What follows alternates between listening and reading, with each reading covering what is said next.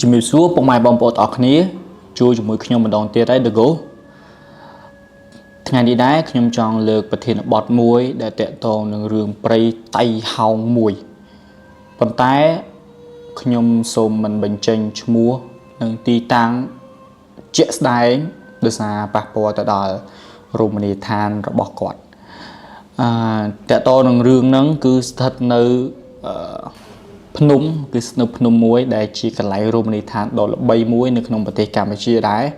ហើយសូមប្រហែលតិចចុះគឺនៅជិតក្រុងភ្នំពេញយើងទេបាទរឿងនេះដែរគឺបានកើតឡើងអស់រយៈពេលយូរឆ្នាំមកហើយតាំងពីតំបន់កំសាន្តហ្នឹងមិនសូវមានមនុស្សអ៊ូអរទៅលេងគឺតាំងពីខ្ញុំនៅតូចទើបតែអាយុ8 9ឆ្នាំហើយខ្ញុំក៏អត់ទាន់បានថាដឹងរឿងបានច្រើនតាក់ទងនឹង